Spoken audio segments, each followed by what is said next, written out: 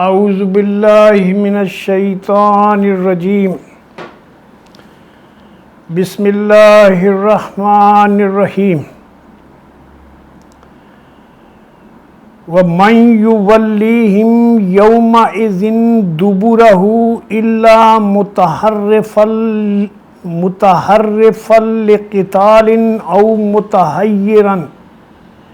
إِلَى فِئَةٍ فَقَدْ بَاءَ بِغَضَبٍ مِّنَ اللَّهِ وَمَأْوَاهُ جَهَنَّمُ وَبِئْسَ الْمَصِيرُ فَلَمْ تَقْتُلُوهُمْ وَلَكِنَّ اللَّهَ قَتَلَهُمْ وَمَا رَمَيْتَ إِذْ رَمَيْتَ وَلَكِنَّ اللَّهَ رَمَى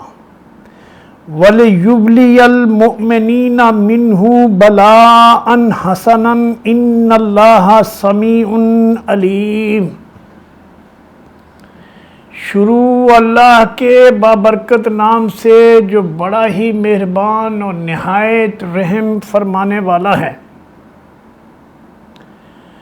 پس حقیقت یہ ہے کہ تم کفار کو قتل نہیں کر رہے تھے بلکہ اللہ ان کو قتل کر رہا تھا۔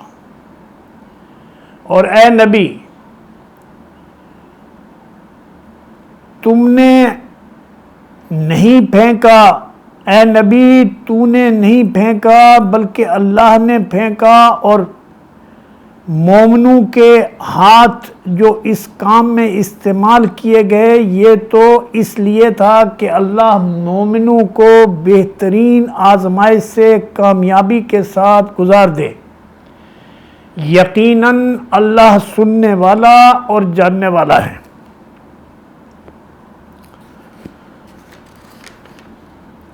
ذالکم وَأَنَّ اللَّهَ مُوہِنُ کید الکافرین ان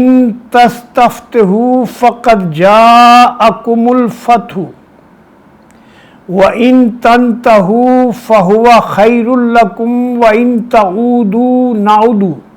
نَعُدْ وَلَن تُغْنِ عَنْكُمْ فِئَتُكُمْ شَيْئًا وَلَوْ كَثُرَتْ وَأَنَّ اللَّهَ مَعَ الْمُؤْمِنِينَ۔ یہ معاملہ تو تمہارے ساتھ ہے، اور کافروں کے ساتھ معاملہ یہ ہے کہ اللہ ان کی چالوں کو کمزور کرنے والا ہے۔ اور ان کفر کرنے والوں سے کہہ دو، اگر تم فیصلہ چاہتے تھے تو لو، فیصلہ تمہارے سامنے آ گیا، اب باز آ جاؤ، تمہارے لیے یہی بہتر ہے، ورنہ پھر پلٹ کر اس حماقت کا اعادہ کرو گے تو ہم بھی اس سزا کا اعادہ کریں گے، اور تمہاری جمعیت خواہ کتنی ہی بڑی اور زیادہ کیوں نہ ہو تمہارے کچھ کام نہ آ سکے گی، اللہ مومنوں کے ساتھ ہے۔ ناظرین، اسلام ایٹ کراس روڈ کے سلسلے میں آج میں نے آپ کے سامنے سورہ انفال کی دوسرے رکوع کی آیت نمبر 16 سے 19 تک کی تلاوت کی اردو ترجمے کے ساتھ۔ اس میں اللہ تبارک و تعالی اپنے مومن بندوں کو ایک طرف تو یہ بتا رہا ہے، احسان یاد دلا رہا ہے کہ یاد کرو کہ ایک وقت میں تم اتنے کمزور تھے، اتنے لاچار تھے، اتنے مجبور تھے کہ تم اللہ کا نام لینے کی بھی تم کو اجازت نہیں تھی، تمہاری زبانوں سے اللہ کا نام نکلتا تھا، تمہارے اوپر یہ غضبناک ہو کر ٹوٹ پڑتے تھے۔ اور آج یہ وقت آیا کہ اللہ نے تمہارے ذریعے ان کو شکست فاش دی، اور ان کے جتنے بڑے بڑے سورما تھے، بڑے بڑے جنگجو سردار تھے، وہ میدان جنگ میں کام آئے، اور ان کی لاشیں اٹھانے والا بھی کوئی نہیں تھا۔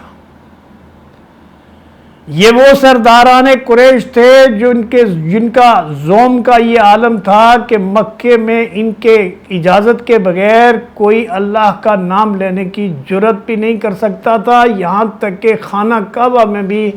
اللہ کے نبی صلی اللہ علیہ وسلم اور ان کے ساتھی صلاۃ تک ادا نہیں کر سکتے تھے۔ بلکہ یہ بھی ہوا ہے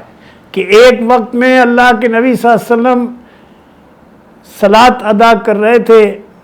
تو سرداران قریش نے ان کا مذاق اڑانے کے لیے ایک آدمی سے کہا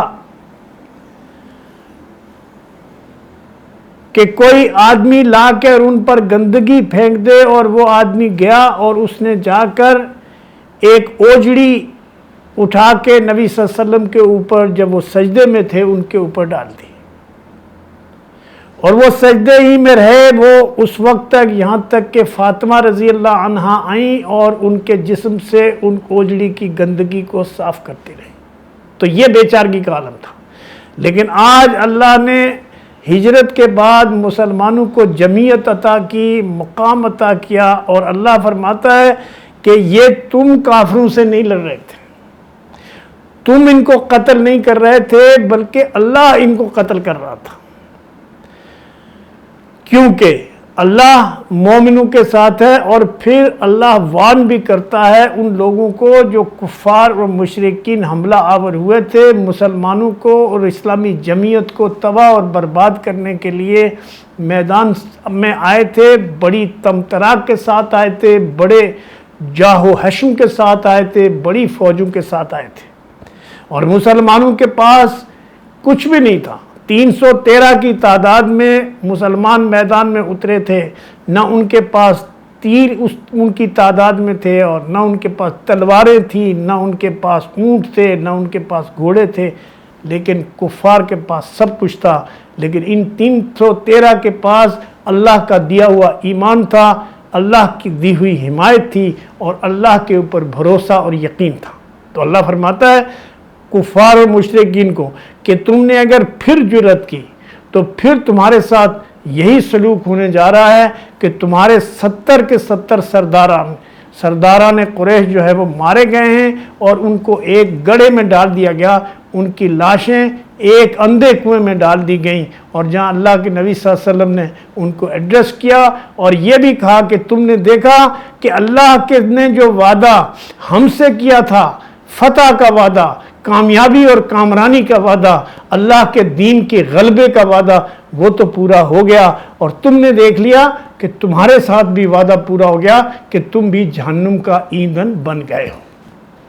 تو اس طرح سے اللہ تعالیٰ ایک طرف کفار اور مشرکین کو وارن کر رہا ہے، اور دوسری طرف مومنوں کو اس بات کی ترغیب دے رہا ہے کہ اگر ایمان کے اوپر سچے دل سے قائم رہو گے،